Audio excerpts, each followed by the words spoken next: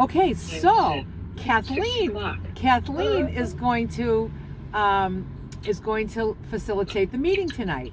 Yay! Thanks, Kathleen. Yay! Thank you, Kathleen. Yeah, and I've said it before. Anybody that wants to take a turn, go for it, because it'll just keep you involved and make you even a bigger part of. So, thanks, Kathleen. Well, you're welcome, and I appreciate what you and Barb do every week. And I thought it was only right that I get up to bat. You know well, what I mean? we love it. We love doing it, so it never feels like a chore. But it's really nice to have someone else do it. Yeah. Okay. Hello, and welcome to Lulu's Way. Healthy food, healthy life. My name is Kathleen, and I'm grateful for the opportunity to be your host this evening.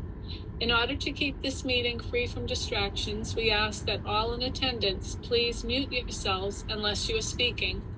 We also ask that you keep the video mode turned off if you are doing anything other than sitting and participating in this meeting, so that we can minimize distraction. In this community, we gather to support, encourage, and inspire on the benefits of nutrition, weight loss, wellness, and the joy that comes from choosing to serve yourself well. We are not medically trained, nor do we have formal training in nutrition. We come together here for the sole purpose of providing support, sharing experiences, and promoting a healthy lifestyle. It may be wise to check with your healthcare professional with any dietary suggestions or advice you receive from this group discussion, particularly if you have health challenges. Individuals in this group may have different ideas on how to eat healthy. Just figure out what works best for you and do it your way. And now we will hear what the weekly topic is. Okay, so Bob and I had a little chat this morning, and we talked about how it's been 5 months. Has it been 5 months since we've been meeting? 5 months, really? Wow. Okay, so it's been 5 months since we've been meeting, and we would like to hear from everybody on what's the biggest, most valuable thing that you've learned, and what has been your biggest challenges. I'm going to go, I'll say right now that I've already learned it. When you've been doing it for 10 years, I'm not challenged and I'm not learning, okay? But I remember very clearly my first 5 months, my first 6 months, my first year. And I would say that my biggest challenge was conducting myself socially. And it was feeling like I needed to be accepted, finding those really uncomfortable times where I was going to hurt somebody's feelings if I didn't eat what they made, until I learned how to manage those situations. I remember the first thing I had to learn was, how am I ever going to have another fun day as long as I live? I mean, what am I doing here? Like, life is just going to totally suck. That's what I felt. And I was just like, I am never going to have another, I'm not going to like laugh, I'm not going to sing, I'm not going to dance. I mean, everything is just no fun anymore, you know? Until I got over these challenges and I worked through them, and I learned, the biggest thing I learned about myself in those early times was that I do not eat like regular people. Like somebody that eats like normal, I don't eat like that. And I really needed to see the truth about myself so that I could understand that I need to do something different than all those people that don't eat like me. They eat like they eat. I don't do that. So for me to even think for a moment that I'm going to return to that and be like that one day, I don't think I can. I don't think, like if I even think, like if I see something, like on a table or something with other people, and I just think like, you know, if I was going to dive into that, like I don't want just a nibble. Like I know that about myself. I don't want like one cigarette or one drink or one cupcake. I know I don't. So, because I don't do any of those things like regular people that have a normal relationship with food. I mean, there's a lot of people that do not have a normal relationship with food. I see them, I watch them, and I say, that's me. And then I watch people that, you know, take a couple of bites out of a cookie and then throw the rest away in the napkin. And I'm like, huh, that ain't me either, right? And, you know, people that leave like a little bit of wine in the glass, not me, you know. Somebody that puts their cigarette out before it's right down to the filter. Yeah, not me. I suck them right down, you know. And so I find, instead of watching what other people are doing and criticizing or thinking like I wish I was like them, I don't wish anything. I just want to be who I am, and I just need to manage the things that I have to manage. Because you know something, everybody's managing something. Even those people that are eating normal, they're managing something in their lives that I don't have to manage, because I don't have that, but I have this, you know. It's not like anybody that's eating normal has a wonderful, happy, beautiful life, because that's how we can, as somebody that eats the way I do, I could just think like, wow, if I could only just eat like them, my whole life would be wonderful. And that's just a lie. So I learned to stop lying to myself, and I learned you know, my unusual, I'll call it unusual, my unusual, peculiar relationship with food, using it more for entertainment and pleasure over nutrition and fuel.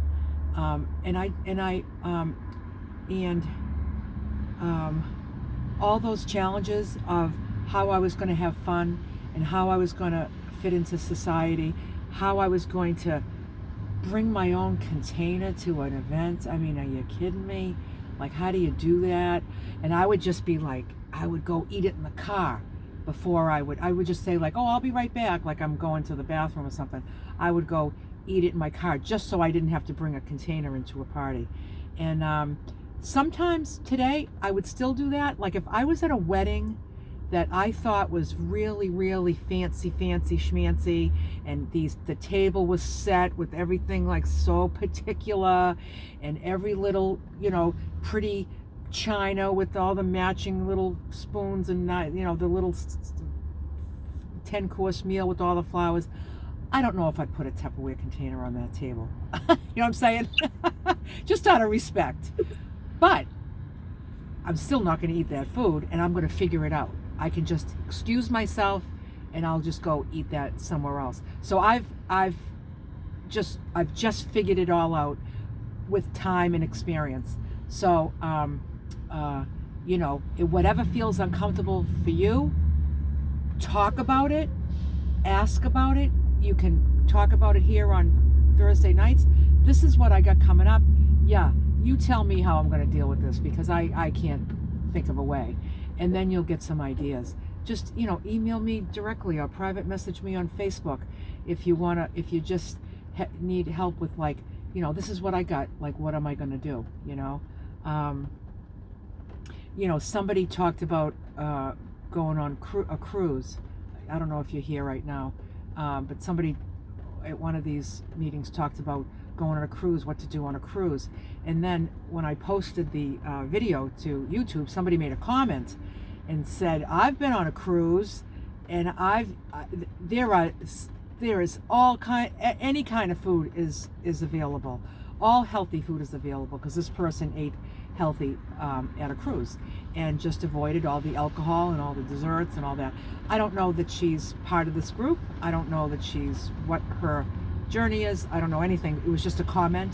And I just thought, like, people, like, you know, I don't know if you're reading the comments on the YouTube videos that are posted, because a lot of people are talking to you, the people that are speaking on the video. So a lot of people are maybe asking you a question or giving you a little bit of advice on something that you shared, or they're just giving you a round of applause, and that they're happy for you. So I don't know if you go in there and read the comments, but it's worth going in, to see the feedback we're getting as a group. So that is my clear recollection of the first year, and then it just gets easier and easier.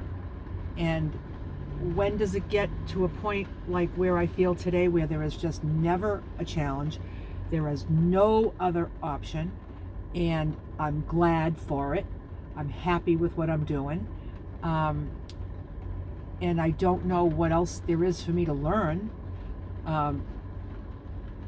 in this area. There's tons for me to learn, especially spiritually, and just energetically, and just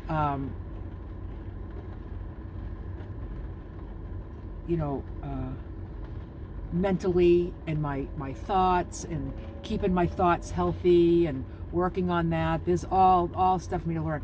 But the food, it's just like it's like clockwork now. It just happens, and it's I'm just extremely grateful to be in this position. But it all starts with sometimes some confusion, some that deprivation.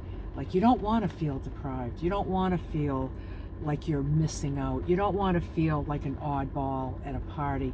You don't want, but it's like, if you just trust the process, get through it, get to the other side of it until you get to a place where you feel really comfortable, it's worth every minute. So that's what I have on the subject. Barb?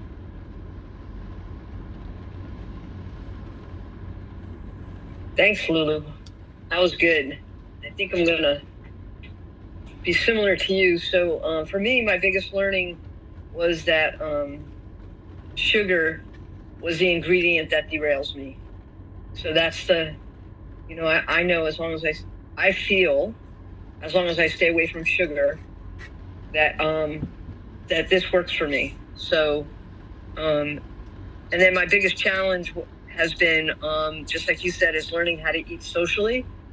And in the past, I've been doing this like, I don't know, year and a half or so now. And I've been to every type of social event, like, after a funeral, you go to a restaurant. Had to do that recently.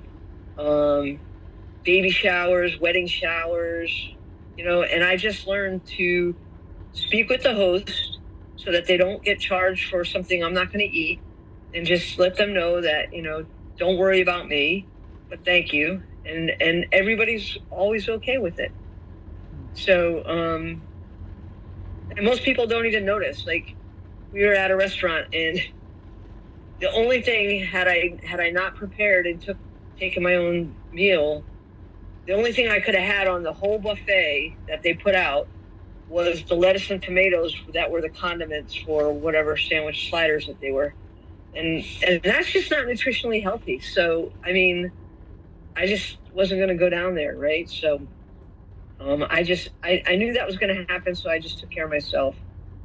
And then today, I just want to add this because it was funny.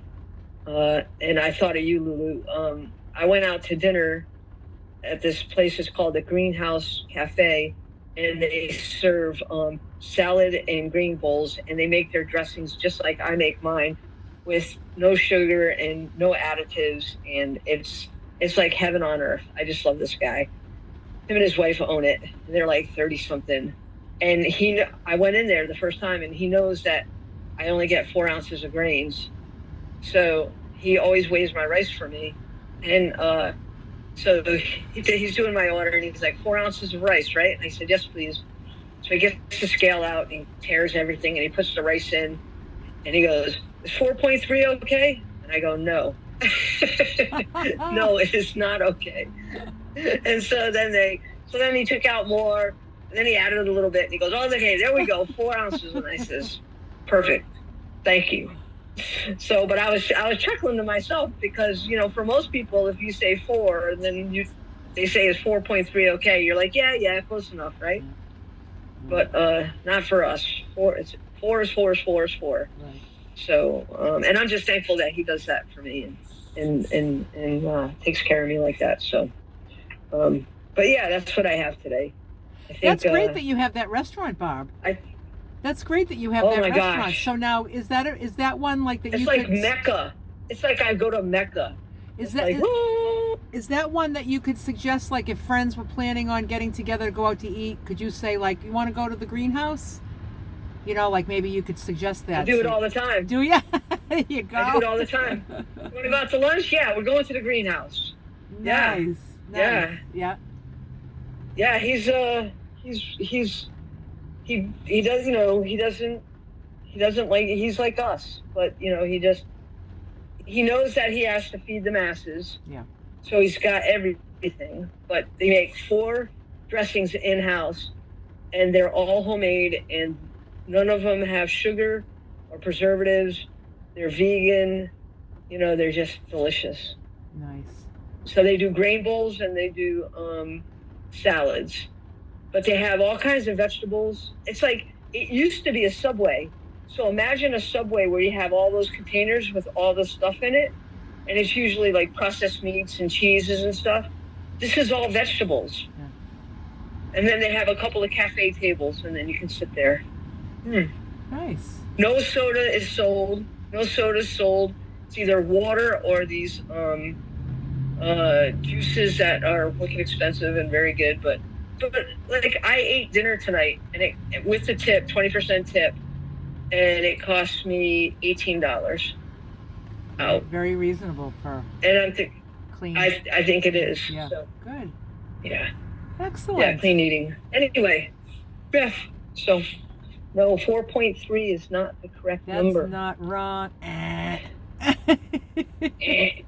Anyway, so I look forward to hearing what everyone else has to say. Thank you, Lulu. Thank you. Nicole.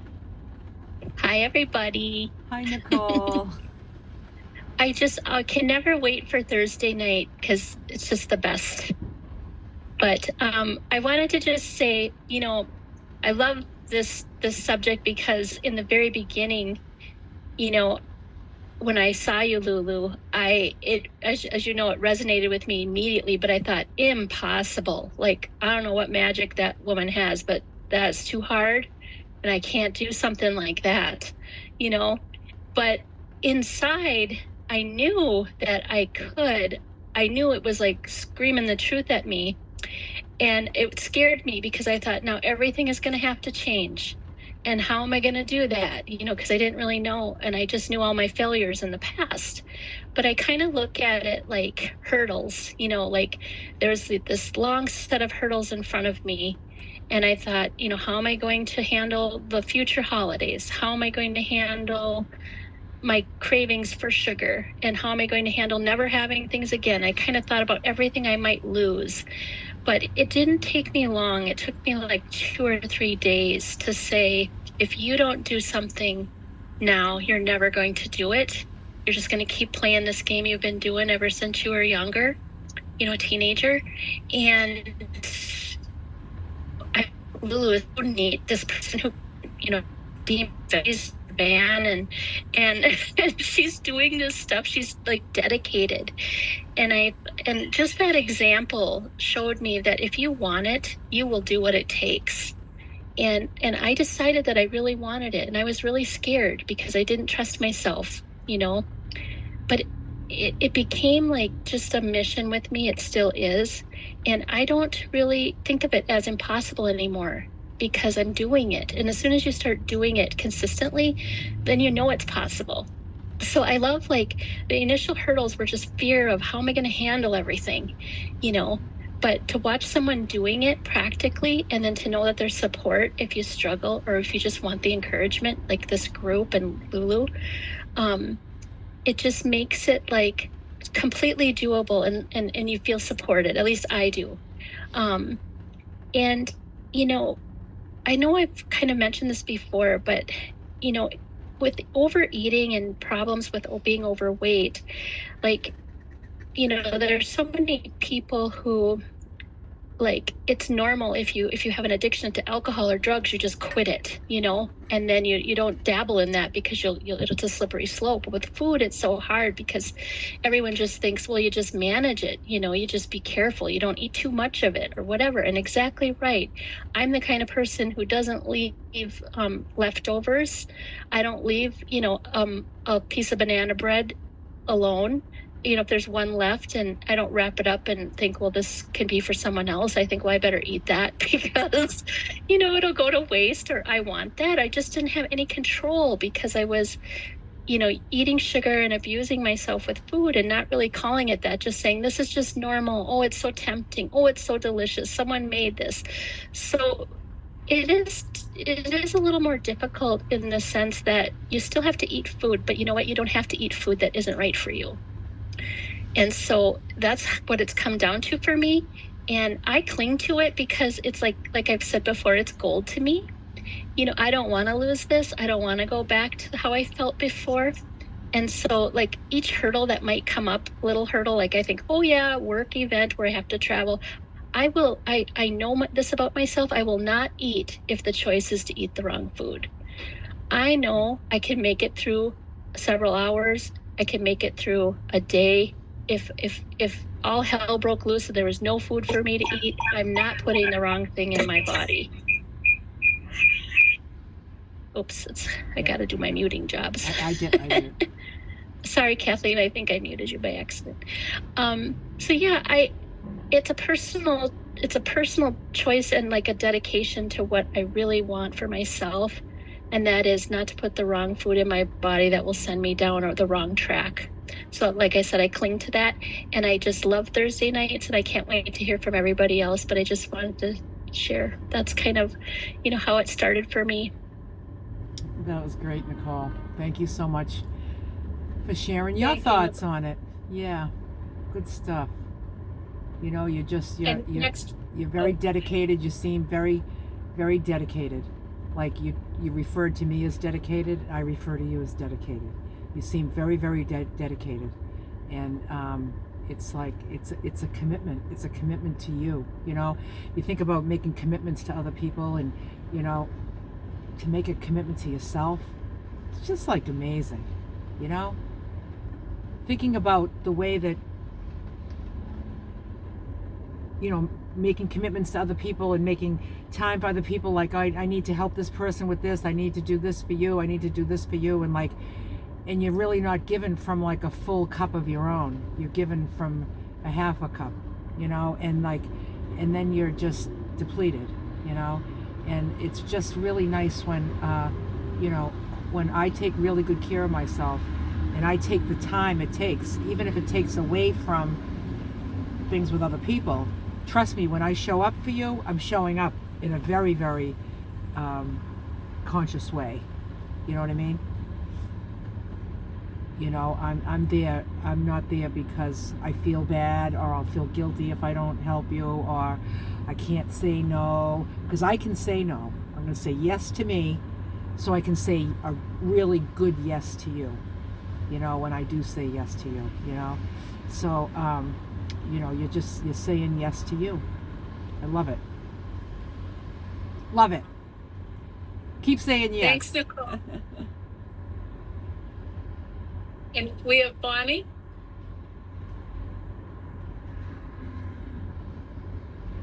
Can you unmute, Bonnie?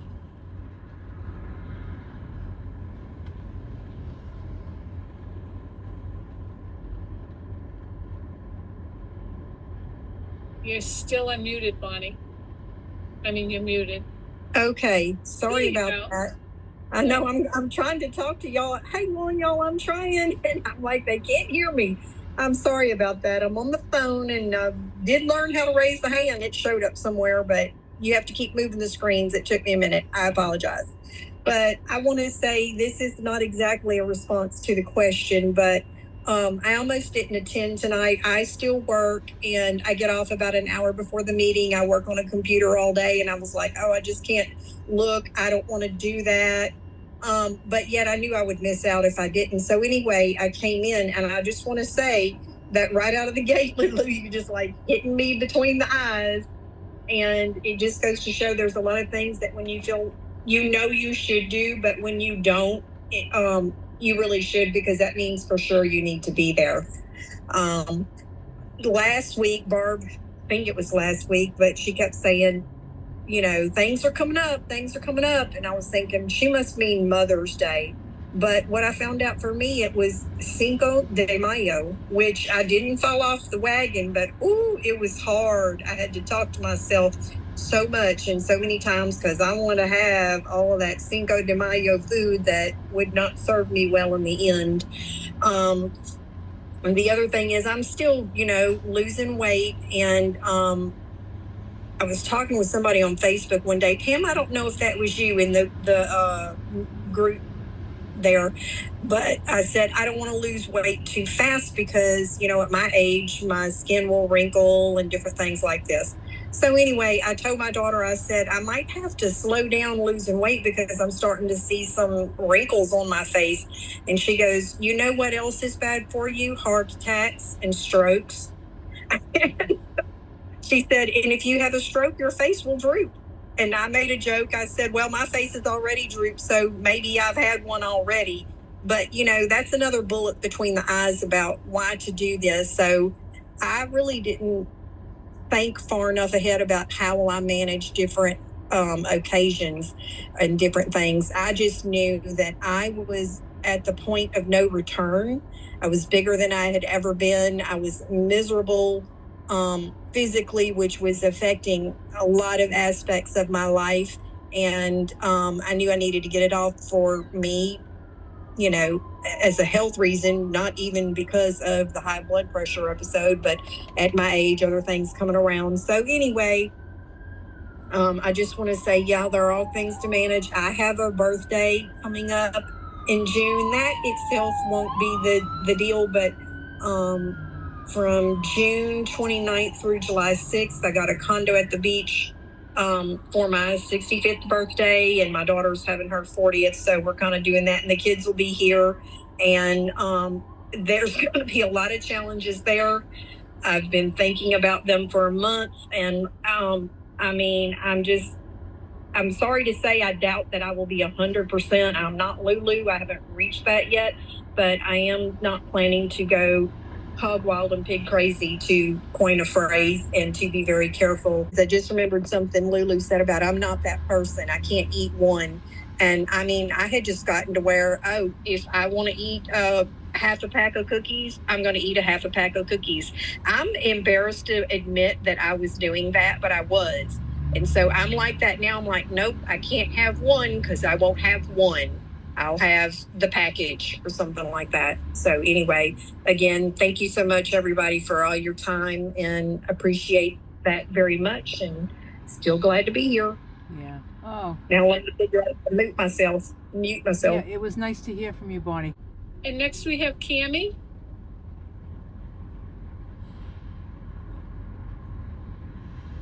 Can you unmute, Cammy? Mute. Okay, sorry. There you go. Hi, Cammy.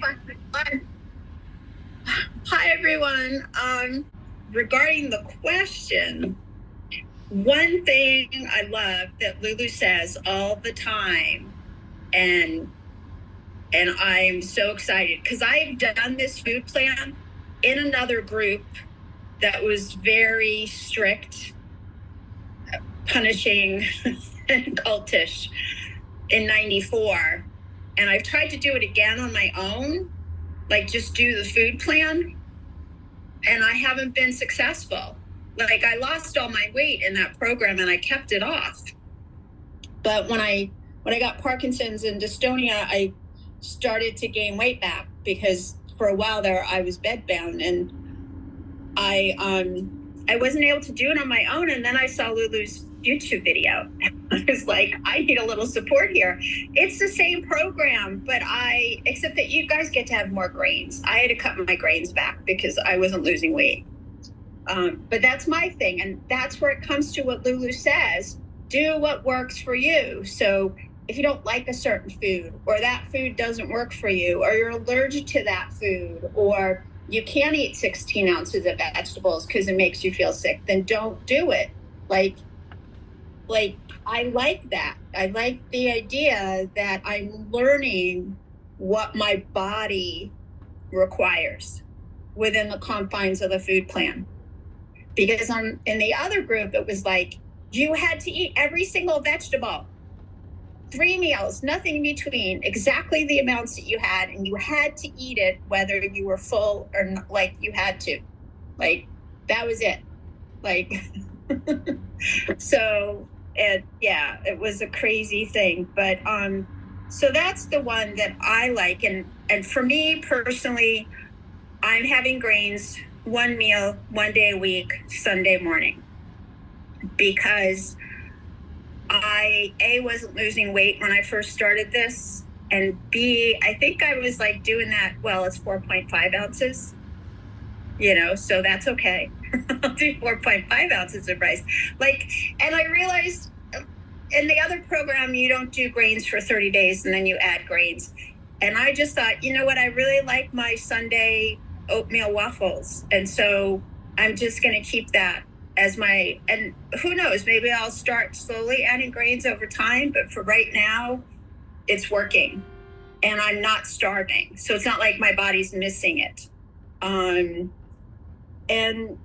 the other thing that I do is I watch a lot of ultra processed food videos, like why you shouldn't have ultra processed food. And that really gets into my brain about why all of these foods like Pop-Tarts. And I saw this one video, I can't think of the name of it, but it showed how these non-foods are made, these ultra processed like Doritos and all. And when you see it, you're like, that's not even food. It's like mush, right? And then they form it into things. And so I don't know, maybe that won't work for anybody else, but it definitely has worked for me. It's being grossed out and going, oh, that's not really food, right? That's like some processed, I don't know, but it works for me. But I really do like the fact that, Lulu, you constantly tell people, if it's not working for you, do something else. If you can't eat 16 ounces of vegetables, then don't eat 16 ounces of vegetables. It's a guideline. And, I started out eating 12 ounces, but now I'm up to 16 ounces because I was hungry. And I thought, oh, okay, that makes sense, But I don't lose weight quickly because even when I'm not on a program like this, I haven't been eating junk food for over 20 years. I just don't, I'll have a cookie once in a while. And so that's kind of weird because I binge on cheese. I can't have cheese in the house. I cannot have cheese. I'll never be able to have cheese. Like tons of people eat cookies and I can't say no. I can't say no to cheese. So that is one thing that'll derail my weight, because when I was sick and I wasn't feeling well, I would eat a lot of cheese or I'd eat a lot of heavy cream with no sugar. Like I've always been no sugar since I was a little kid because my parents, my mom was diabetic, so we didn't have a lot of sugar in the house. But so anyway, so I'll shut up there. But thank you, Lulu. I am learning what works for me. Right. And I like the support that way because, as I said, the other program, which I'm not naming, was extremely you must do it this way. And you can't have a piece of lettuce more. And, it's, I don't know. It's very, army-like, I guess, So thank you. Yeah, so I do, thank you so much, Cammy, for sharing. I do always say, do what works for you. If it's different than the food plan that I call it just it's just suggestion. The food plan is a suggestion, it's not a requirement. But whatever you decide to do instead, whatever tweaks that you decide to do instead is fine, but is it working for you? It has to work for you too. See, I I don't want to make any changes because what I'm doing right now works well for me. But like, just say, you know, you also have to consider, you know, what you want to change and why you want to change it, especially if you wanted something more, or like, oh, I'll have, just say somebody decides they're going to do this food plan exactly as is for 6 days a week, and every 7th day they're going to just eat whatever they want, like 3 meals a day in moderation, and not weighing and measuring, or not you know, having pizza, or having, well, if it works for you, if at the end of the week you're not craving those things again because you're always having them once a week, the other 6 days feel like shit because, you know, you got to wait another 6 days for this special day. Like, I don't want a special day to look like that anymore. So, and then if that's stopping your weight loss, then basically that idea would not be working for you. But if it worked for you, and those other 6 days of the week, the other 6 days of the week, you felt neutral, and you were ready for those 6 days of eating clean, and then you were going to have that 7th day that you were going to eat, you know, eat whatever you wanted, and then you were actually achieving your weight loss goals, and you felt good, and yes, do it. But that wouldn't be for me. But so I'm just saying, and then there's all things in between, you know. You took the grains out. Some people might want an extra one. Get the extra one, put one in at lunch, if that's what you want your food plan to be. But is it helping you? Like, why? First of all, why do you want it? You got to ask yourself why. Is it because I'm really hungry after lunch, or do I just want it? You know, because we can get crazy with carbs. You know what I mean? That's just kind of what we do. Yeah.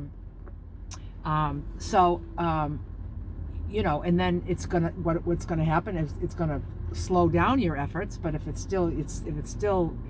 still achieving your goals, then it's fine. So yeah, whatever you need. Or some people might not want to put things on the scale. They want to just put 3 healthy meals together. But I don't trust myself to make that judgment call for myself, right? Yeah. So I like to have just those clear boundaries. But somebody might say, hey, I eat 3 times a day. I don't eat anything in between, and I just make a moderate looking meal and whatever anybody else is having, and I just put it together.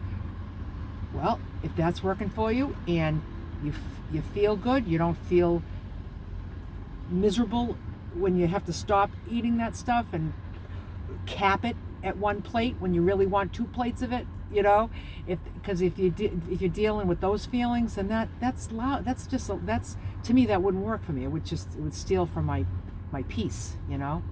So anyway, so but yeah, so if you found like little tweaks that you've made to this plan and it's working for you, beautiful. I'm happy. Well, and thank you. Yep. I really needed the support, and your whole thing has been so much good support. Good. I'm glad you're here, Cammy. Thanks, Cammy. Next we have Liz. Hi, Liz. Hi, everybody. Liz from Florida. I don't use another Liz. Okay. So I'm getting close to reaching my ideal weight. And the thing that I feel good about is the routines that I brought in my life.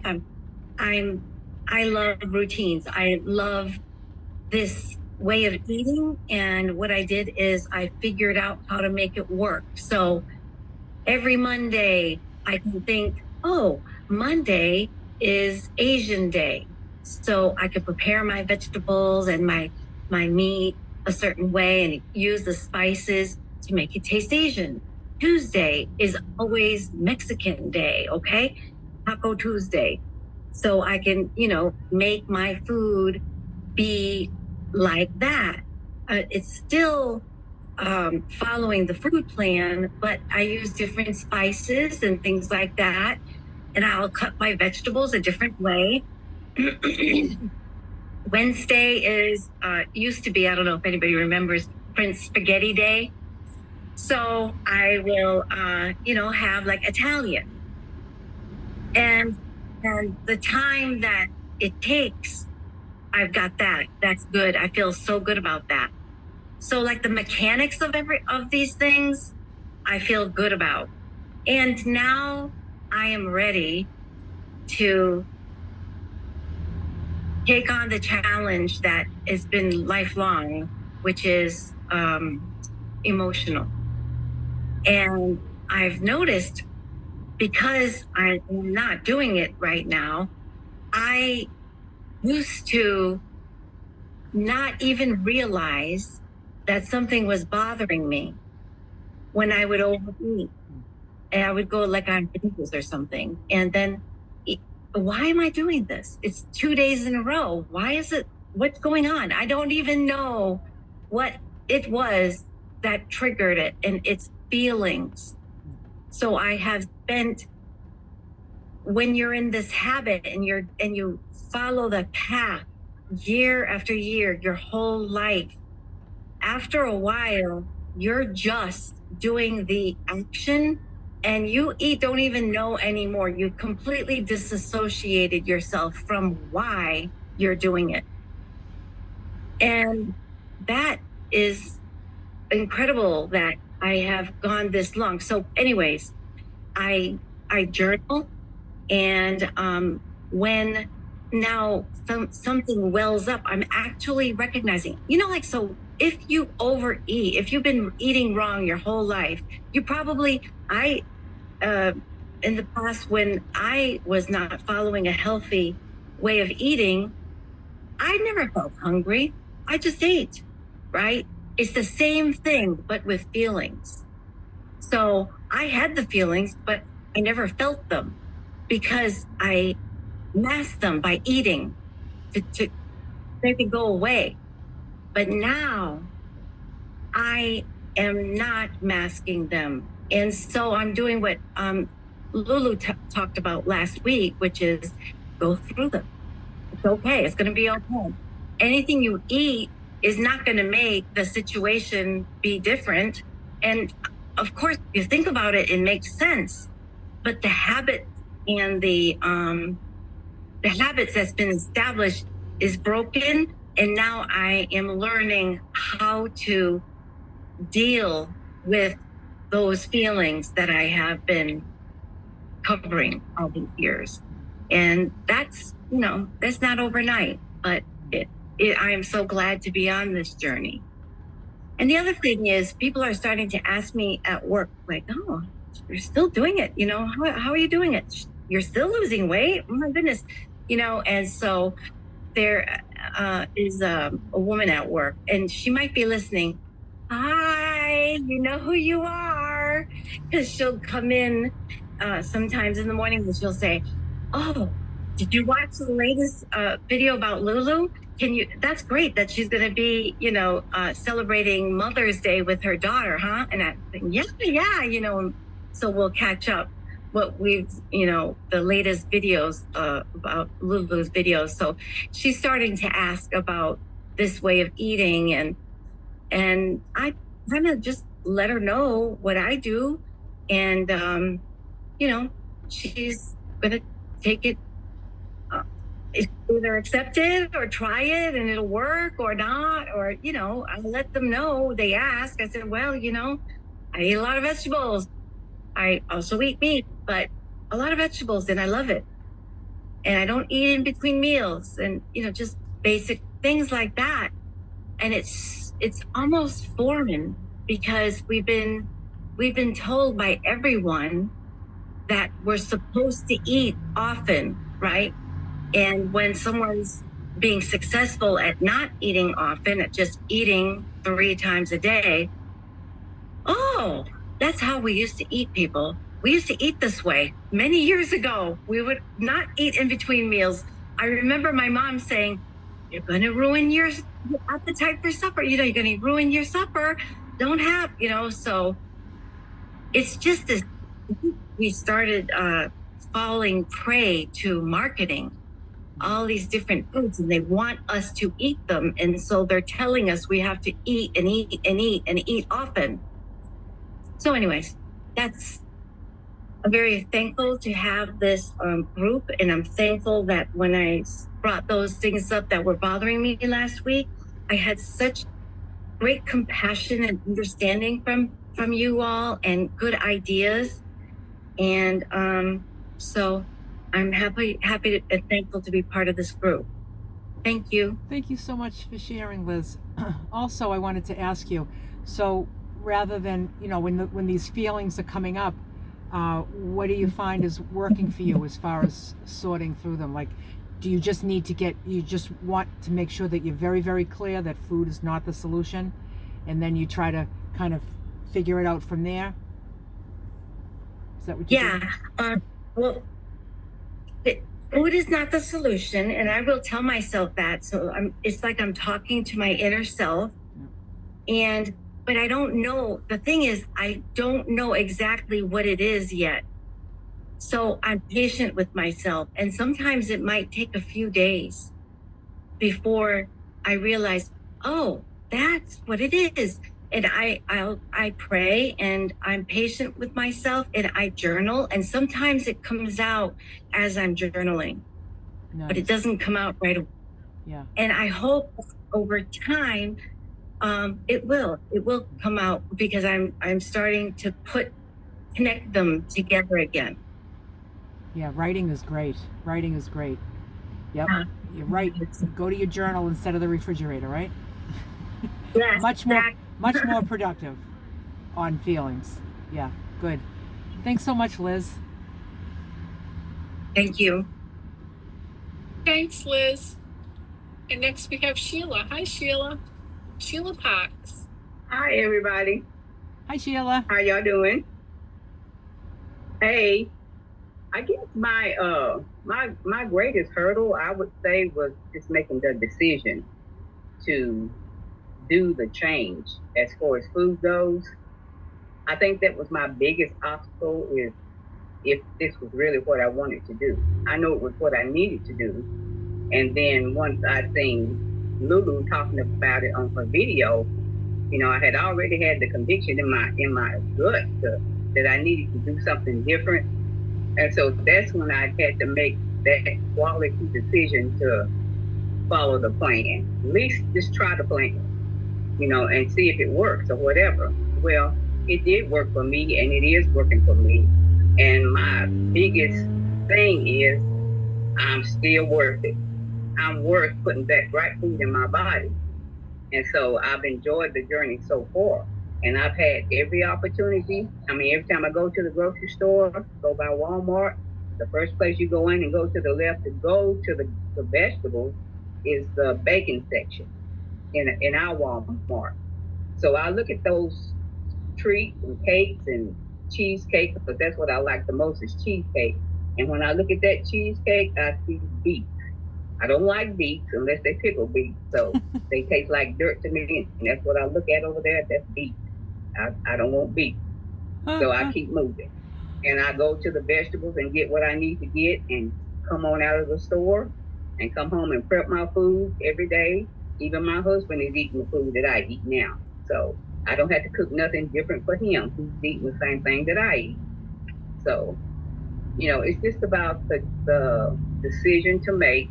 I'm worth being healthy, and I'm worth being in good health, not having to go to the doctor all the time, you know, and I'm getting off of these blood pressure pills, and not eating sugar has helped my joints and stuff immensely. So, you know, and I'm very proud of that. So I get a decision every day. I got the opportunity to be in if I want to, you know, but I choose not to because I'm worth it. So that was my biggest hurdle, was making the decision. So now this is a lifestyle for me, and there's no turning back. I see the results in my weight, in my clothes, you know, and I'm enjoying that. I don't want to lose weight real fast because, like the lady said, I don't want to be wrinkled up or whatever the case may be, but I'm losing it at a steady pace, and it works for me. So that's my story. That's great, Sheila. And yes, beets do taste like dirt, and I love them. Oh, yes. I love them. Yeah, you can have my share. They taste like I tell earth. Nicole she can have my share. They taste like earth. Oh, look at Kathleen's shirt. Yeah. So, My t-shirt. I love beets. Oh my God. So I just want to point out when you were saying that, like, about needing it and wanting it. Okay, so we're all here right now. There's 34 people here. I'm going to say that we all need it. Even if not, maybe not even to lose. I don't know if I'm assuming that you want to lose weight because you're here, or you just might want to eat healthier. So we all need to eat healthier, right? We may not all want to, okay, but then there's some here that want to. So there's people that need it, there's people that want it, and then there's the people that do it. Mm-hmm. And I didn't have to do a whole lot of explaining to my family. I told my kids, this is what I'm going to be doing from now on, you know, and this is what it is. I'm not changing it for you. I said, you can still continue to do as you do. I told my husband the same thing. You want me to still cook for you, I will. And I did that for a while. But now he's eating what I eat, so I don't have to do that. But I made the decision that's what I was going to do for me. So you were the example for him. And then he was like, you know, I wouldn't mind feeling a little better myself. Yeah. Yeah, there you go. Yeah. Good. That's great. That's great. So just remember, just think of yourself, your presence here. You're somebody that needs it. You're somebody that wants it. Yeah. And you can be somebody that that's doing it, that does it. Because the people that are speaking, the people that are doing it, it's like,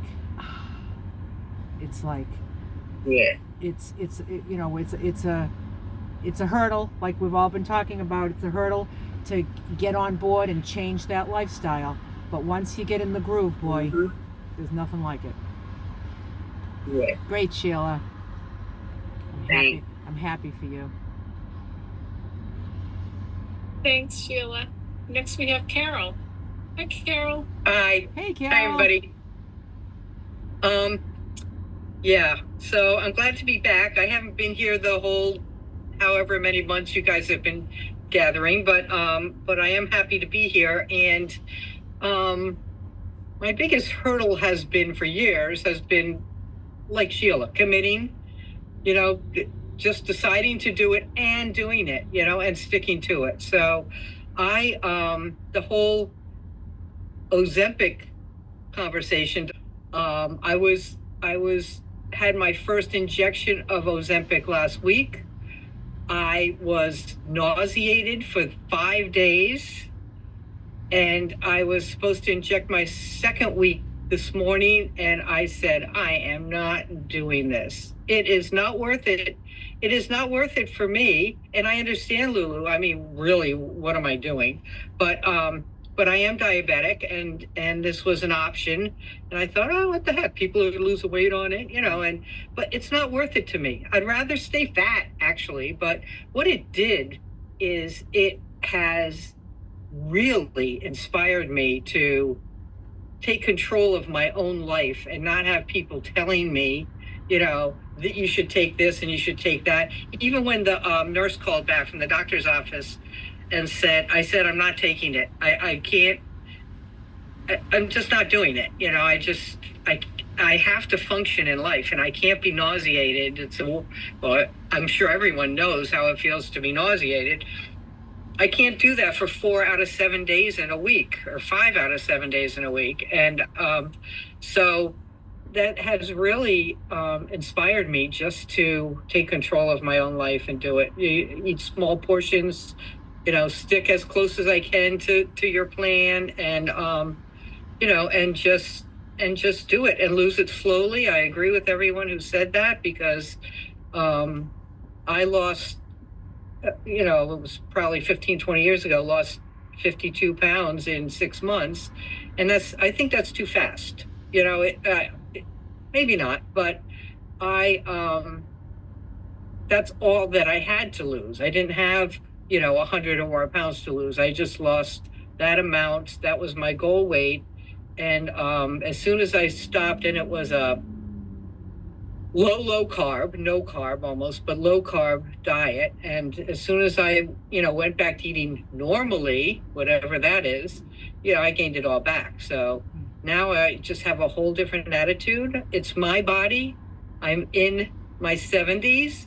So I, you know, I have to take care of it. Nobody else is going to take care of it for me. And I don't want people saying I have to take this and that too. In fact, I want to get off my medication. That's my goal. So thank you for having me here. And hopefully I'll be able to attend more often. It was almost conflicted with dinner tonight, you know, so I did eat a little bit fast. But I just, for me, you know, it may work for other people. For me, I don't like the whole energy behind it. I just, you know, it wasn't for me. And maybe part of my nausea was psychological, who knows? But if it was because I, you know, on some level I knew that I did not want to, I don't want to be on medication. So why am I doing this to myself? You know, so we'll see what happens over the next few years. I mean, I think I have an experience with a friend, I'm going to say probably about 5 years ago, diabetic, type 2 diabetic, on the insulin, the medications, the whole works. And he decided that he was going to eat well and he was getting ready to get rid of this diabetes once and for all. So he had weight to lose, and he was eating very, very low carbs, maybe even almost no carbs, but as a diabetic. And so the weight was coming off him. He's going to the doctor, and the doctor's like reducing his insulin, you know, and then he'd go back again, the insulin's reduced again. And this was like by this point now it's in September, and she said to him, his doctor said, if you keep doing what you're doing, I'm telling you, by the end of this year, you'll be off of insulin. And he picked up the food again. And he's 5 years later, he's still on insulin. His weight's back up. But he was right there. He was so close.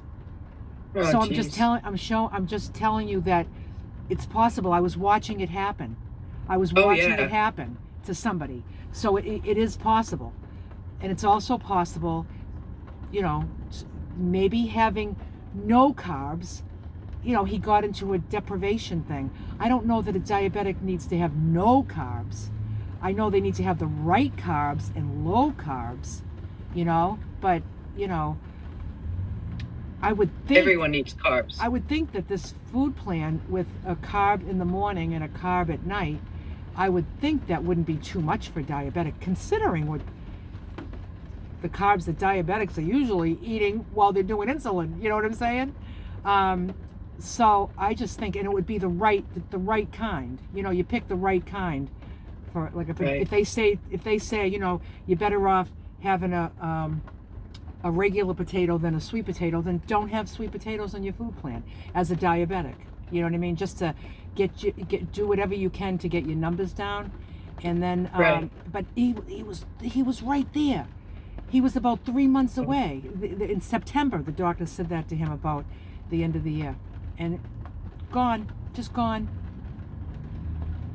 You know, and he chose the food instead. You know, it just wasn't his time. So I hope it's your time, Carol. Thank you. Yes. I'm glad you're here. Thanks. Thank you, Carol. Thank you. Pam, you're next. Hey, Pam. Hi everyone. I have a quick question before I say my things. Hearts of palm, where does that fall? It's a veggie. Just plain old veggie? Yeah. Okay. Yeah, they come in the can. They sell them right near the artichoke hearts where the canned artichoke hearts are. I found them in Aldi and in Trader Joe's, and they're shelf stable. Yes. In a package, like vacuum sealed. Yeah. And they're like spaghetti.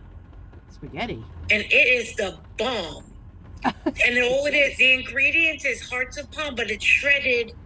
Into long, kind of like zoodles, like the zucchini noodles. Oh, okay. How about that? And they do. I've only seen them because I took it in the van with me because it was shelf stable and it was a veggie. Cool. And I made myself some spaghetti, primavera the other night. Have it on Wednesday. It can be Prince Spaghetti Day. Well, that's what made me think of it. And then I said, let me double check about those hearts of palm before I get all excited. But the ingredients on the label was just hearts of palm, nothing else. It's vacuum sealed. Yep. And they don't have really much of any flavor. No.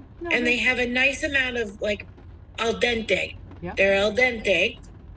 And you can have your spaghettis. Well, that sounds like a find. I've never heard of hearts of palm spaghetti.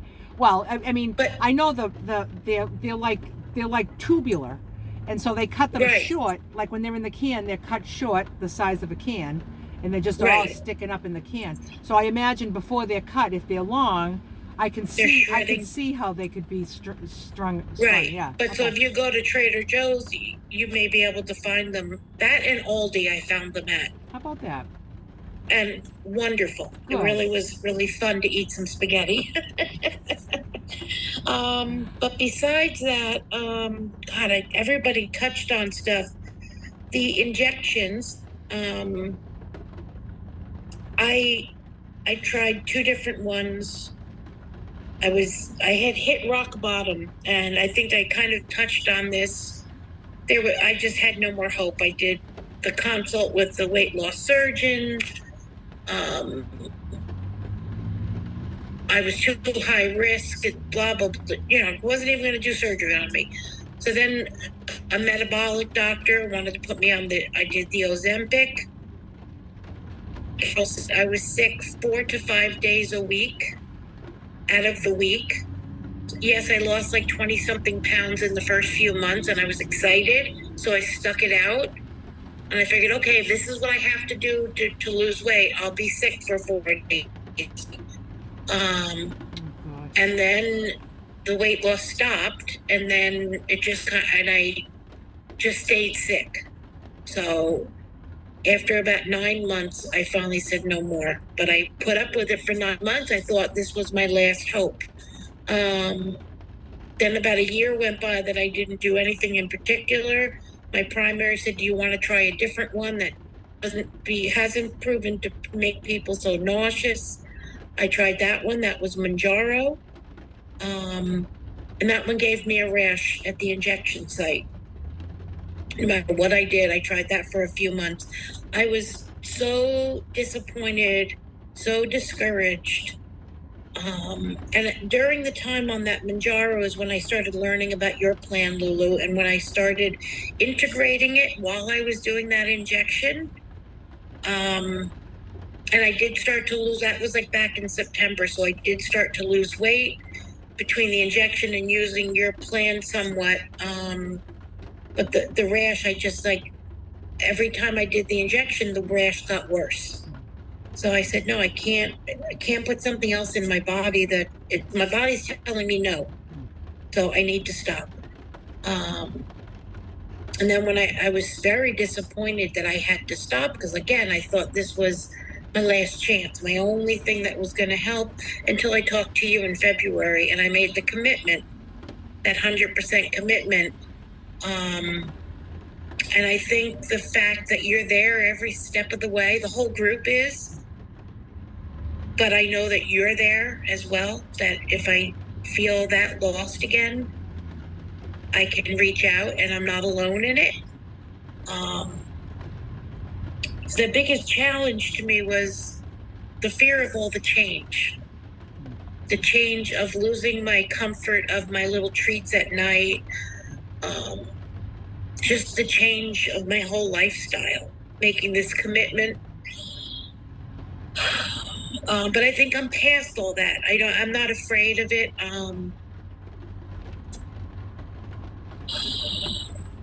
There's a lot of the emotion involved. Like Liz was saying, I had to admit to myself that I had an addiction, that it wasn't just that I was lazy or not motivated or didn't have the urge to lose weight, or I couldn't have the, what's the word? I can't think of the word. to say no to things. Discipline? Discipline? Discipline, yeah. I couldn't discipline myself to not do it or to have less. But it is truly an addiction. And once I began to acknowledge that and accept that, it became easier to fall into this new lifestyle and this new way and feel super good about it. And but yeah, the fear of the change, oh my God, I'm gonna die if I don't have my candy at night. Like something bad is gonna happen. I'll always have this. And I was very scared that something was gonna go wrong if I didn't have it. So this whole thing, it's not just one thing or the other. It all just came together, I think, at the right time as well. All the medications, the doctors, nobody had much hope for me except keep trying, but no guidance. And when I went to a nutritionist a number of times, it was always these small portions. Well, you got to use the 8-inch plate. You can't fill a big dinner plate. You have to use smaller plates. It was the same triangle of food, like mostly vegetables, but they insisted you needed to put it on a smaller plate. And it took me a while with your plan. I have to use the big dinner plates again. I got rid of most of them. I didn't have too many left because I was so sure I had to use a smaller plate to take smaller portions and do better at restricting myself. But this feels freedom. Like you said, it feels just total freedom. I don't worry, I don't think, I don't stress over what I'm eating, when I'm eating. It's just, it is what it is, and that's what I do. Thank you, everybody. Oh, Pam, I'm just so grateful. It's just been, I don't even know how to explain. It's just been huge in my life. Learning all the emotional stuff and working on that. I have a therapist, I have books, and everything together has just helped me finally.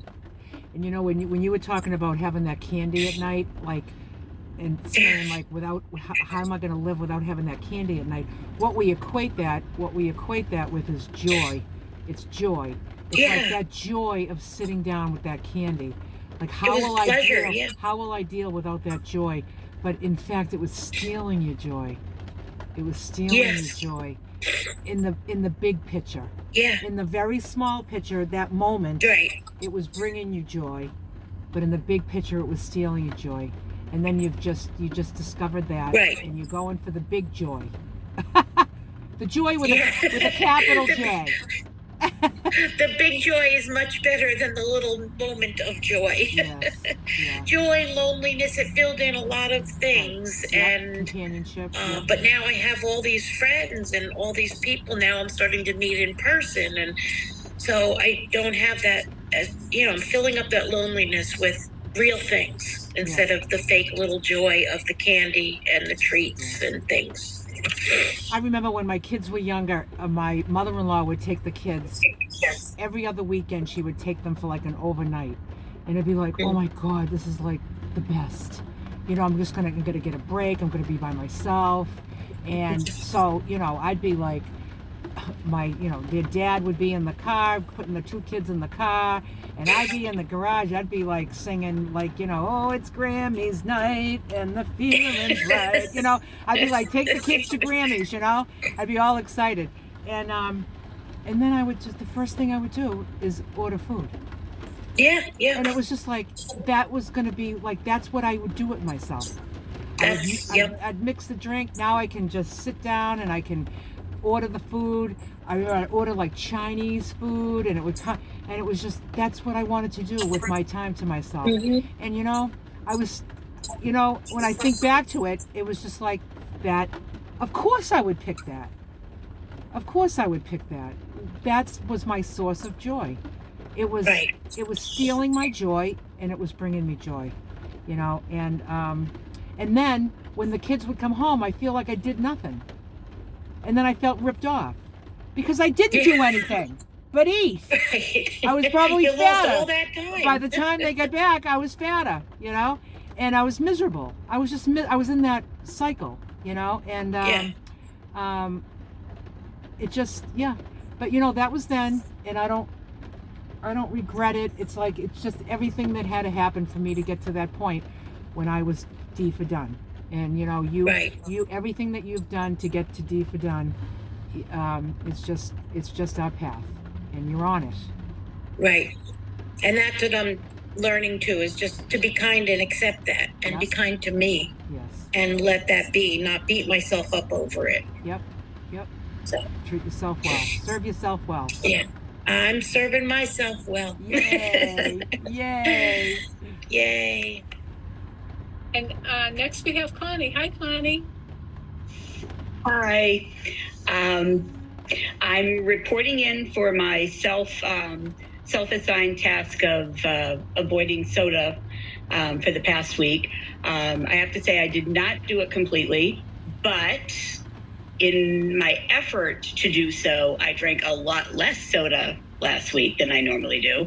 I would go a day and a half, and I'd freak out and go down and buy one at the store and drink it. And I'm like, okay, no, I've got it. And I go another day and a half. So I drank less soda, so I feel good about that. As far as the topic for tonight, hurdles or obstacles, Lulu, you hit mine right off at the beginning when you were sharing yours, is that, oh my God, I'm never going to have fun again. Life is going to suck, and, I'm not going to enjoy anything anymore because, oh my God, do I enjoy eating? Do I enjoy food? I do like healthy food, but I also like unhealthy food. So I think that, the best part is it must be really hard for people who don't like vegetables and don't like, I can't even imagine, because at least I do like those. I haven't, in all transparency, I have not been eating healthy yet. I've been eating some healthy stuff, but still partaking of a lot of my unhealthy habits besides the soda. But I am coming back, and I'm going to keep coming back. And I was laying in bed the other morning, crazy cat lady confession here. My 2 cats were sitting there looking at me, waiting for me to get up and feed them. And I'm talking to the cats, and I was like, because the minute I wake up, the first thing I think is, I think I'm going to make peanut butter cookies today. Or I think I'm going to make, and it's something that I shouldn't be eating. And so I looked at the cats and I said, you do realize I'm killing myself doing this, right? Like, why am I killing myself? Why am I eating all this stuff that's causing me, my joints ache? I'm 64. I'm very overweight. My joints ache. I know everybody on here talks about it. You've been there. You know what I'm talking about. I don't feel good. I have been to the doctor. There's nothing I'm dealing with that I'm not dealing with that could be lying in the background. It's weight. And I think that one of the things that's key for me about what you're talking about here is you keep saying, make it work for you. And that's important. Because when I looked at like one of your plates of food, Lulu, I look at it and I'm like, whoa, I had gastric bypass surgery quite a few years ago, but I still can't eat that much in one sitting because of having had gastric bypass surgery. So the other day I decided, well, I'm going to weigh my salad that I put together just to see how many ounces of vegetable I'm eating. And so I put it in the bowl and put it on the scale, and I weighed it, and I cut up what I normally eat, and it was like 6 ounces. I'm like, well, I got a ways to go, but then I realized I don't have to eat 16 ounces. I have to eat what serves me well and what's going to work for me. 16 ounces won't work for me because I literally cannot eat 16 ounces in one sitting. It's not possible. But I like something Sheila said really resonated with me. She said, I choose not to. And that's where I need to get to. I need to get to where I choose not to eat the things that don't serve me well and that are keeping me feeling unhealthy and keeping me at this weight. And these meetings have been amazing. I just take copious notes, and the last thing I have written down here is something that Lulu said in reacting to somebody else. You need it. I know I need it. I want it. I know I really want it. Now I need to do it. That's the next step. So here's to doing it. Yeah. Here's to keeping at it. Thank you for letting me share and for letting me be part of the group. You guys are wonderful, very inspiring. It was wonderful to hear you, Connie. Let me just make you aware of something. So maybe about, a few years ago, there was a woman that wanted to do my food plan, but she had had the weight loss surgery. And she was like, I can never eat that much food at once. So I said, well, let's take the food plan together and try to break it up into, because she said she could only put like 8 ounces of food in her body at one time, something like that. I don't know. Mm-hmm. So I forget, it was a while ago. And so yeah, it depends on how close to surgery you are. It expands over time, but it never gets back to. So I think she said 8 ounces. So I said, so every meal can't weigh more than 8 ounces. So we just took all the food and made it into 6 meals. And I said, show this to your doctor and see what your doctor thinks, Also, this type of food plan might be good for diabetics that need to keep food coming in at a slower pace rather than all at once 3 times a day. People that have the sugar up and down. So that food plan is posted on the Facebook group. I've seen it. Oh, you've seen it. Okay. I didn't know if you were aware of that. So that, so the 6-ounce salad, I don't know, I can't remember the details of it, but that could be exactly what you should be having. But you're going to have that salad a few times a day, And I'm comfortable with that, concept, because I know, it was just funny because I would sit there and look at that plate of food and going, oh yeah, that's not happening. But, I can eat. I can eat. There was a day. Trust me, I can eat. Oh my God. I used to be able to. And I'll tell you. Yeah. No, go ahead. No, I was just going to say, I don't regret my weight loss surgery. I regret that it didn't solve all my problems because, that would have been nice. But I don't regret it because the one thing it gives me is it does restrict the amount of food that I can eat. And I am multiple years, over 13 years out now. So, my food level, when I came home, I was eating an ounce at a time. That's literally how I started, an ounce of food at a time. But now it keeps me from, because I could eat, boy, could I eat, prior to that. So it does help with that. Yeah. And you're not alone, Connie. You're not alone, Connie. Every person, anybody that I've known that has had that surgery is overweight again.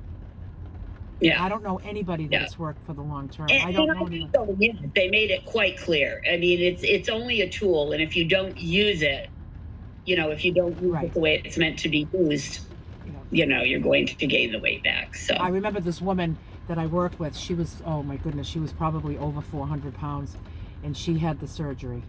And we were hoping wonderful things for her because she was having trouble with her legs. She was just so big. And so she lost like 200 pounds, but now she was in this 200, maybe she was 250 pounds at this point. So she still's got a ways to go. And but she never pushed back that, and she just went the other way. And I remember she said to me one day, she says, they didn't operate on my brain. That's what she said to me. So it's kind of like you still end up with the same brain, the same like who was talking about addiction, the addictive mind. Yeah. It doesn't. Yeah. The surgery's not going to change that. The shot's not going to change that. A new idea about food and a new relationship with food is what's going to change. Right, and it is. My friend is my best friend is very skinny, and and she's like, well, only when you're hungry. And I laughed. I was like, I'm never hungry.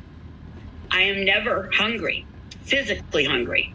I'm head hungry. It's a difference. It's a huge difference. I'm never hungry in the stomach. I'm hungry in my head. But I'm just over 5'1", and when I had my surgery, I weighed 366 pounds, and I could barely walk. And I lost 183 pounds in a year, basically half my body weight in a year. But then it just slowly started coming back on, and right now I'm at 248. So time to get my head in the game. Yes. Thank you. Anyway, so well, I'm glad you're here. Keep coming back. Keep coming back.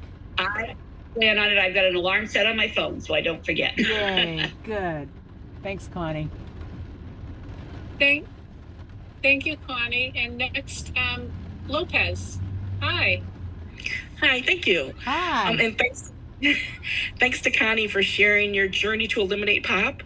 You're an inspiration to me. I'll get to that eventually, but since I'm new to this group, I'm just starting to address my diet and exercise changes.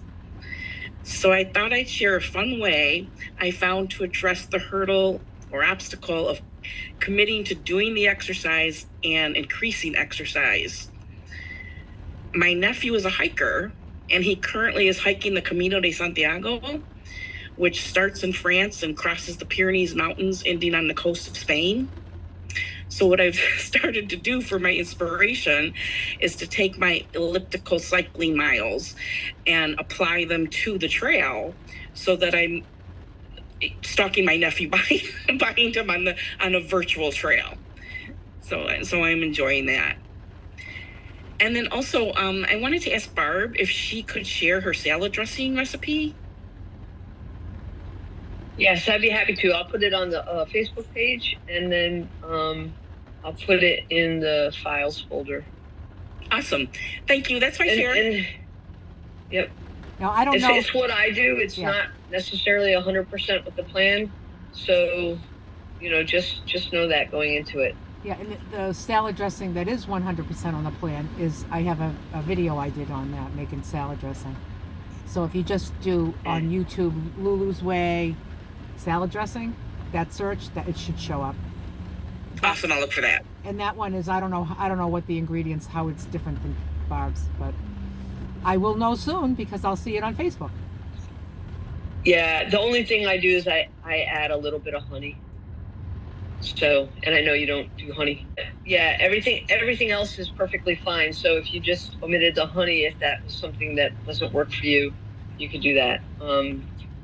I get locally sourced honey and I enjoy it. So that's what I do. But yes, I will post it. I'll make a note. Thanks, Lopez. Yeah, thank you for sharing, Lopez. Sue from Seattle. Seattle Sue. Hi, Sue. Unmute. Can you hear me? Yes. Yes, we can. I'm on the Oregon coast. The Wi-Fi is a little wild out here on the ocean. Oh, Lulu, you were so cute this week as you were packing your van with all your great food choices, and I'm packing my big ass trailer, and I'm going, happy Lulu, grumpy Sue. I had to pack the cat, pack the husband, whop, and then all that food. But, I just really enjoyed, it's like, okay, if Lulu can be happy, come on, let's be happy. But anyway, I go to Costco when we do these traveling. We're traveling like the whole month of May. I get the great big bags of frozen vegetables at Costco. They got great green beans. And in the summer, they've got fire roasted mixed vegetables, that's just green pepper, onion, mushroom, and those things that everybody hates, Brussels sprouts. But I'll even eat them. And they just have a fire roasted. There's no salt in there or anything. But I don't know what they do. They must burn them. But I will add other vegetables to that just to beef it up. But that's at Costco, fire roasted vegetables. Let's see. Then Gary and we have a favorite restaurant here on the ocean. And driving in, I looked at the menu, and both of us were very happy to see that they do baked fish. You don't just have to do the fish and chips, and they had a great big shrimp salad. So we've already planned where we're going to eat and how we're going to eat. And but you guys are all doing great. I enjoy hearing about the carbs. I know the carbs for women, the diets, being a hairdresser for 40 years, that's all I've heard is for the last 20 years is carbs, women, carbs, and how bad they are for you. And, my daughter is a dietitian, and she came back from Loma Linda, which is like the capital for dietitians. She went to some more schooling. She threw at me the paperwork. Well, she gave to me the paperwork that said women that go on low-carb diets get heart disease in the future. Well, I showed my doctor that, who is an internist, and she agreed. She said a woman should be no more than 6 weeks on a no-carb diet. Lulu's diet, you're perfect. That's a perfect carb diet. That's great. But I really worry all the no carb diets. That's all we need is women with heart disease going with 0 carbs. So my internist did my blood work when I was doing no carbs, and the numbers, she's like, they were okay, but she said, yeah, let's add carbs back in, and the blood numbers were just so much better. And I'm like, wow. So if you have any questions about low carb diabetes, diabetics get way more carbs than a woman on a low carb diet. Diabetics do 45 grams of carbs a meal. That's a lot of carbs. I don't think any of us eat that, So I was really surprised, but you can talk to your doctors about, let's track just your cholesterol numbers and everything if you do a low carb diet or no carb diet. But I just want to warn women to guard your hearts, for no carb diet. Beware. Yeah. Right. Yeah. But other than that, it's good to see you all. I missed you last week, I think. I was traveling, but here I am. Nice to see you. Yep. Nice to see you and nice to hear you, as usual. Yeah, I always have to butt in. I love helping women. It's just we're all in this together. Yep. Yeah, we're all in it together, and I'm doing good, and it's good to have. Well, it's not good to have a diabetic husband, but he's under control, and he exercises a lot, so that it's like the engine that burns the sugar for a diabetic is when they go and exercise, it burns half that sugar away. So he's very committed, and I follow along. Is he on insulin? So, nope. He just takes glucophage or metformin. Yeah. Okay. So he hasn't got to the insulin yet, and he may not because he takes care of himself. He rides his bike about 15 miles a day, and then takes an hour walk at least once a day. But it's the engine that it burns the sugar. It's moving, exercising. Yeah. Good. So he worked harder than me. Yeah. I kept up with him. Well, have a good week, ladies. Good to see you. Hey, Lulu, can I interject for a second? Yeah. Yeah. So I just wanted to talk. There was a lot of discussion tonight about losing weight and starting to see, maybe some wrinkly skin or sagging skin. And, I just wanted to tell people because everybody loses weight differently. And some people have taughter skin, maybe. I mean, you talked about this, Lulu, that you don't have stretch marks from your kids, and you don't really have saggy skin, and well, that no, I just do. never happened for you. I don't have unusually saggy skin. I have, right. I mean, I see it in my videos. I can see it on my arms.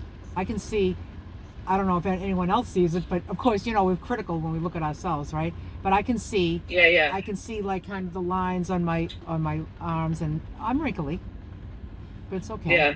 Okay.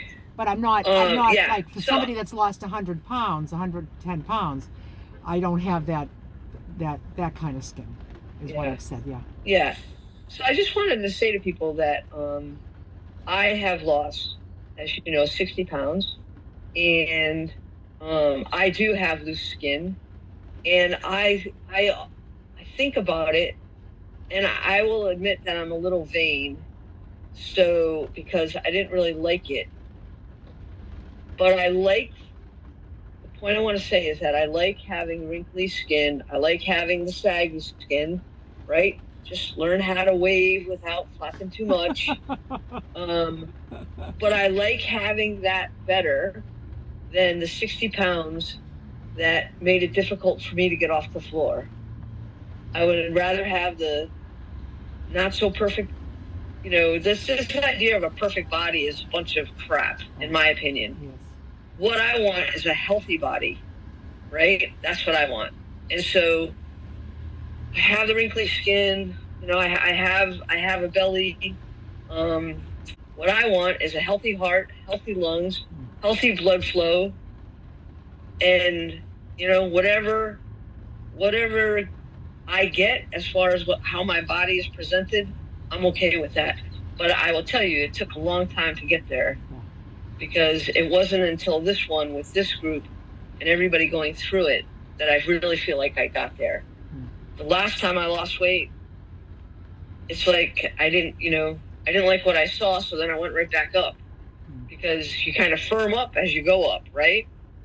And so this time I just decided that a healthy body and a wrinkly body was better for me than being 60 pounds overweight and difficult to get off the floor.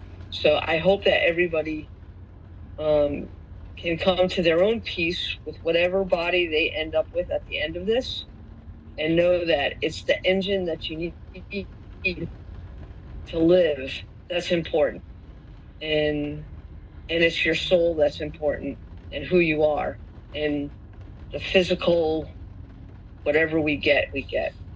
So that's great. And also, you get the right outfit. It covers everything. Covers everything. You just wear the right clothes. You just wear the right clothes, and it's like, it's not like I wear the right clothes because I'm ashamed of myself, but because I'm not going to go out in a bikini. The hell am I going to do that for? You know what I mean? I don't even want to. Yeah. I wear the things that I feel comfortable in, that, that high. Mm-hmm. Yep. What were you going to say? Yeah. Yeah, I do the same thing. I wear the clothes that I'm comfortable in, and I like baggy clothes. That's just who I am. But when I go biking, I got skin tights on. Because I don't want anything caught up in the chain.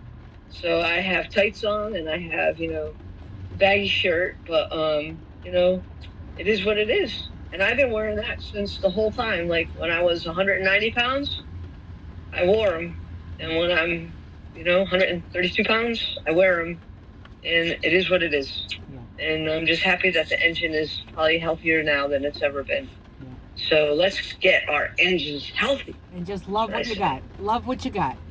Love what you got. Yeah. Love what you get, ladies. And I know it's going to be hard, and it took me, probably 40 years to get here, but without everybody's support, I think we can all get there. Yes. I just wanted to ask a question about time. I know I've asked this sort of. I have a really hard time with time, with getting breakfast at a certain time and eating lunch at a certain time and eating dinner at a certain time. And the more I try, the more my schedule fights me, it seems like. But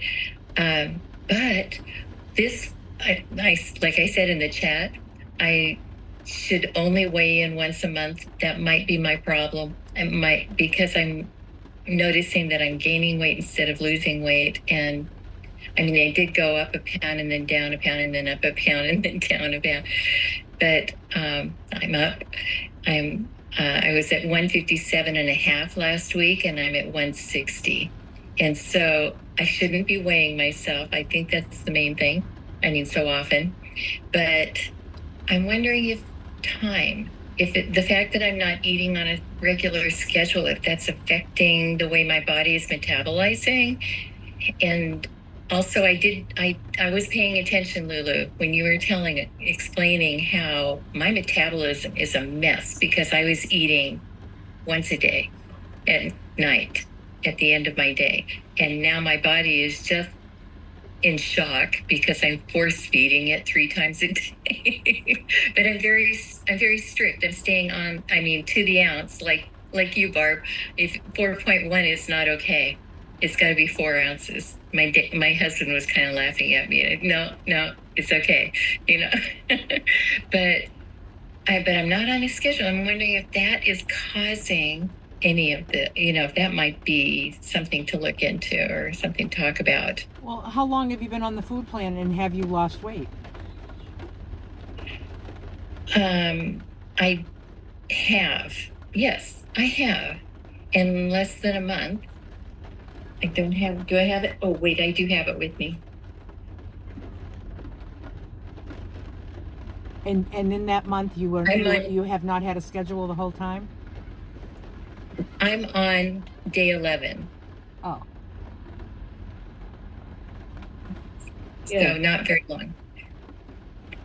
Well, yeah, this is why we weigh in once a month. Yeah, okay. Because you don't need to see that up, down, up, down, up, down, up, down. And it could be at the end of the month, you could be down 2. And that's not fast, but that's down 2. You wouldn't have saw all those ups and downs that make you question what you're doing. But I want to remember that. I shouldn't go so fast. I shouldn't want to lose more. Really, should I? I should really only want to lose 2 pounds a month? Well, I don't know. To me, anything that's down, as long as it's going towards your goal, it doesn't have to be 10, it can be 2. And that's fine. But to be watching those up and downs that's what's getting you. But now, I don't know, everybody's body is different, everybody's metabolism is different. I don't know, I just like to eat, in the morning around 7, I eat lunch at noon, I eat dinner at 5. And that's what I do. And I give or take a half an hour on each one. And it's because that's when I'm hungry for it. That's when I'm ready for it, So I plan my life around those times. So if I'm going to set up a doctor's appointment, I'm not going to set it up for 11:30 because I want to eat at 12. So I'm going to make it a different time. It's easy to make it another time. I'm going to meet a friend for a walk. I'm going to make it at a time that it's not my meal time. If I can. But if friends were saying, hey, we're all going to go for a walk around noon, you want to go? I might say, sure. I'm not going to say, oh, can everybody please change to 11 because I eat at 12, because then I can just eat when I get back. It's not a big deal. But in general, I will choose things that work with that's why I picked 6 o'clock for these meetings. I was like, because I eat at 5 and I don't want to shovel it in, and that's why I picked 6 o'clock. So I planned this around my mealtime. I plan everything. My driving, everything I'm doing on the road, it's all around my meal times, So if you just, if you find you're eating them too close together, is that what's happening? You're eating them too close together? Well, I'm trying to eat breakfast when I get up in the morning. I get up very early, between 4 and 5. And then I try to, have a cup of coffee, dandy blend. I'm just, trying to work up to getting food. And then I'll get the food ready and my work day has begun. So I'm already, that's kind of what happens is I get on the phone or emailing or you work from home. And then my breakfast is sitting next to me instead of being eaten. And so it takes me a while. And then I haven't been able to just sit down and eat a breakfast yet. I need to get more disciplined about that, I think. And then same at lunch. I will look up from my computer and it's 2 o'clock in the afternoon. And I even set, a timer on my clock, and it told me, but I was in the middle of something, so I ignored it, and I just keep doing that. So I'm really off. I haven't gotten, I'm wondering if that's affecting my metabolism. I don't know. Well, right now we really don't know what your metabolism is doing because you haven't even done a month yet. You know what I mean? So, I don't know. I don't know what to say. You got something to say, Bob? The only thing that I would say, Sherry, is on your last meal. I have been I've read a lot of research on this, and it's something that I do, but I don't eat 3 hours before I go to bed. So that's why I eat between 4 and 5, because especially in the wintertime when it gets dark so early, I'm good for being in bed at 8 o'clock. And so sometimes it's 9. But if you're eating at 7:30 at night and then going straight to bed, as I understand it from the research, that's not necessarily ideal. So if you can eat and then 3 hours, or more. That's what I feel too. I don't like to eat for the same exact reason. My understanding is that it's just hard for your, to metabolize, to burn any calories if you're sleeping. So so what happens is I end up eating lunch and then dinner an hour later, because my lunch was so late. Yeah, that's a lot of food to have within an hour. Or an hour or two, and then I try to hurry up and finish it so that I'm not eating late, Yeah, I guess, I don't know what your work is, and I'm not judging you on how you structure your day or anything. For me, when I worked in corporate, I just kind of made a conscious decision that I had to make time for myself. And it's actually a lot more people are doing it now. So if you're getting up at 4:30, 5 o'clock, and you can have your coffee, but your work day starts, well, then in my world, if I'm starting work at 5 o'clock, then my work day is going to end 8.5 hours later. Now, it doesn't sound like that's the way it works for you, but what I'm suggesting is working in 30 to 45 minute breaks into your day. Put it on your calendar as a block, so nobody can mess with it, and say, okay, at 8 o'clock, if I start my day early at 6, 7, whatever you do, at 8 o'clock I get a 45-minute block, and I'm going to eat my breakfast. And that way you're not shoveling it down. And then in the kitchen, at 12:30 maybe, or 12 not o'clock. Not in the office, in the kitchen. What? Not in the office. What's that? Don't eat in the office, eat in the kitchen. Yeah. Oh. So you work from home, right? Oh, yes, I do. Yeah. Yes, get out of the office. Leave the office. Leave. Yes. Yes. Didn't even occur to me. And then do it again at 12 o'clock and say, okay, that's 4 hours later. Yeah. A 4-hour work chunk is a lot. It's a lot. That is a lot for your mental. So you really need to take a break and get up and go for a walk or have your lunch. So again, block off 8 o'clock, block off 12 o'clock. Nobody's going to set up a meeting with you because you've got it blocked. Block it for an hour, even if you don't use it, because that's the standard time of a meeting, and they won't know what the block is for, right? Because they can't see what the block is for, right? So block it for an hour, even if you only use 30 to 45 minutes. Yeah. And then, end your work day, because at the end of it, Sherry, we need to take care of ourselves. And I work corporate, and I know that they'll suck you dry. Your job can suck you dry. And so if you can work in these little moments of, and even after 2 hours, Sherry, block off 15 minutes and get up and go outside and go for a walk and come back, and you will feel so much better because you have to reset. Yeah, I will check in next week and see how I did. I'll tell y'all how I did. All right. Yep. You know, when you go into the kitchen, I know the corporate world. I went Barb's way on this one, and you know, people say, well, you know, maybe I didn't get the best raise that year, or maybe I didn't get all the promotions I could have gotten in my lifetime, but I think good enough. You know, they were happy with me, and so and when they wanted to suck me dry, I just said, you know, my plate runneth over. I would be happy to do this for you, but help me decide which one I'm going to take off which project I'm going to take off my plate, because I can't do this one and all this too. And generally, they'll find something to take off their plate if that's really important, right? And I'm trying to retire. I was supposed to be retired in March. So this is reaching at my 70th birthday, and I just am determined to be retired before my birthday in August.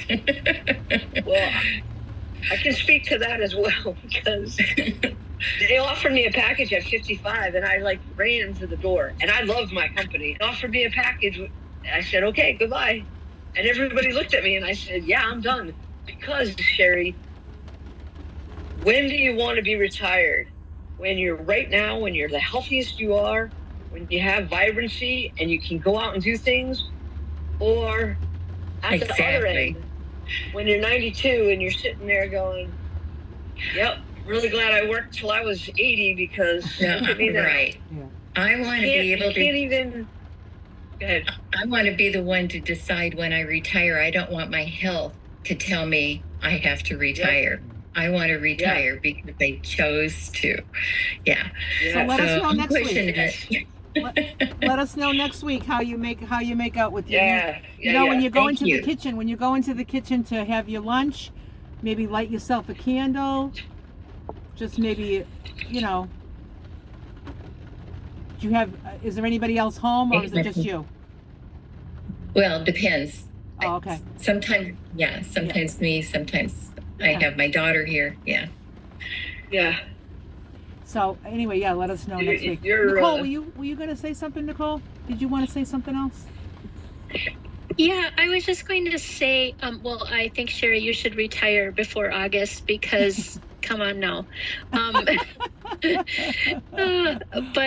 I was just going to say about the skin thing, Barb, that you mentioned. There's been a lot of talk about that. And a few meetings ago, I remember Chris Thomas said something about, I had mentioned something about maybe feeling like a certain feeling I had about some shame, maybe, you know, about being so overweight and being embarrassed to eat all my food that I'm eating now, you know, and maybe how that looked. And I'm totally over that. But she said something like this, you know, even the past has been part of my journey. And so I'm accepting that and embracing that. And it isn't where I'm going anymore. I'm getting better and improving. But, you know, I think about how much weight I will be losing. And I wonder too about my skin. And, you know, but the fact is that I've been an overweight person. You know, I'm 55 and a half. I've been an overweight person since I was a teenager. So that's part of my journey. And my body, you know, I don't want it to have a lot of loose skin or anything like that, but I'm going to love myself no matter what. I'm not expecting to get into some kind of body contest and now look, I've lost all the weight and I look beautifully perfect, like a airbrushed thing. No, it's just my human form. I want to feel as good as I can feel. I plan on wearing clothes that I think I look good in. You know, no one should have to bleach their eyeballs for looking at me. Like poor Lulu got some feedback. It's terrible. But somebody looked at me in a video and they said they had to bleach their eyes out after looking at me. Yeah. But, you know, it's loving ourselves and, you know, my family. I don't care. I don't care. I'll deal with what happens, but I will embrace my body. I mean, it's gotten me this far. I'm going to keep, you know, I'm going to lose weight and deal with the wrinkles or whatever it is going to be. But my plan is to love myself no matter what, and be in better health. Yes. So that's all I wanted to say about all the skin problems and wrinklies. Yeah. Excellent. Thank you, everybody, for contributing to this meeting. And thank you, Kathleen, for hosting us tonight. You did a great job. You're welcome. Thank you for letting me. You didn't take a turn. No, I didn't. But I do have something to say. Okay. I'll be brief. One of my biggest challenges was keeping enough food in the house. I live in a very rural area, and it takes planning. And I have to pack a cooler and ice packs, because if I'm going to do another errand, or I have to go straight in town. So that's something I have faced. I really liked how you talked about your acceptance, being socially accepted, and how that was hard for you, and that you're going to hurt somebody's feelings if you don't eat your food. But it gets better, but I appreciated that you said that. And I think that was it. Those were the two notes. Thank you so much